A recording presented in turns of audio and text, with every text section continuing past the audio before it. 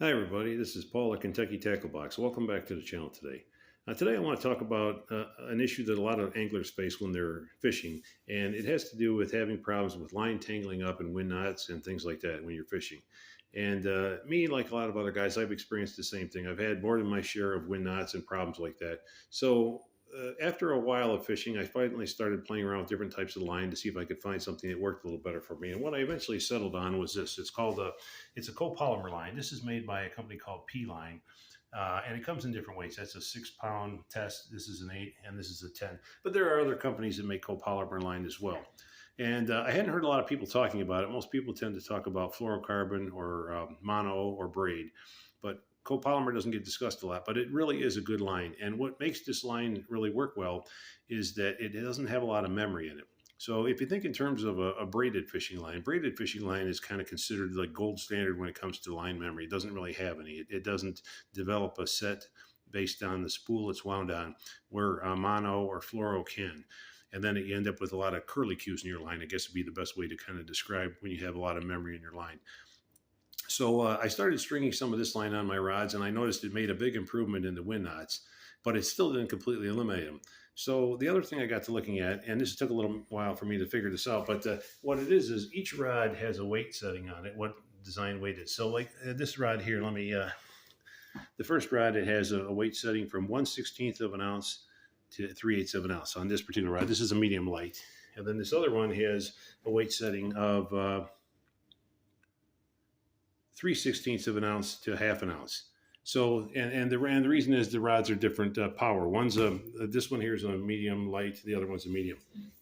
So what I found out was once you have the range identified on the rod, typically you want to stick from the medium to the heavy end of the range to get your best casting distance and to eliminate a lot of the wind knot problems. And what happens is if you try to throw a lure on the lower end of the weight range on a lot of rods, you will get the mass to get the line to play out smoothly and evenly. In other words, the heavier the mass, the more it's going to pull that line out when you cast. And a lighter lure typically won't do that as well, unless you're running something like a super ultralight rod that's got a real whippy tip. But in that case, you can't run a heavier weight lure. So the medium light rods and the medium rods will handle midweight to heavier weight lures. And then if you need to get into even heavier lures, then you need to get into like the medium heavies, the heavy rods, things like that. But if you stay to the middle of the range of the weight setting up to the top end, that will give you a lot of additional casting distance to make the line play out very smoothly when you cast. And by doing that, it helps to eliminate a lot of wind knots too. Now, these days, since I've done that, I've noticed I have far fewer wind knots and problems like that. Now, occasionally, if I do get a wind knot, it's usually my fault because I made an errant cast into a tree branch.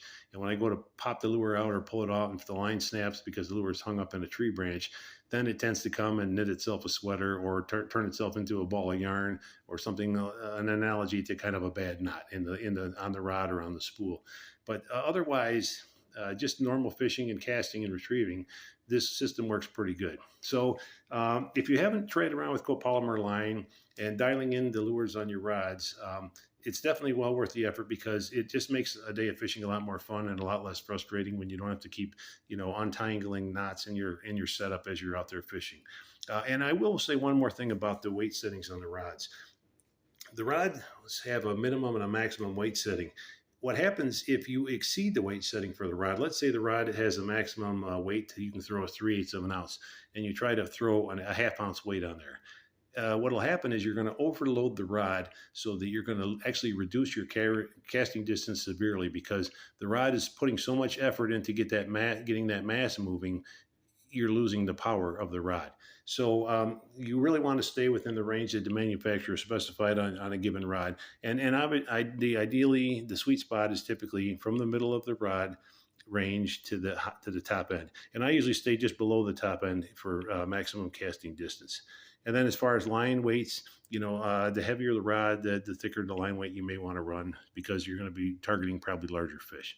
So hopefully this helped you. If you have a favorite line that you like and you want to talk about it or leave a comment, feel free. I'd love to hear what you're using and why you like it. And as always, get out on the water when you can, because it's a great time of year to be fishing, summertime. The bite is strong right now. The weather's been hot here in Kentucky, but it's been great fishing all in all. So thanks again, and we'll see you on the next one. Bye.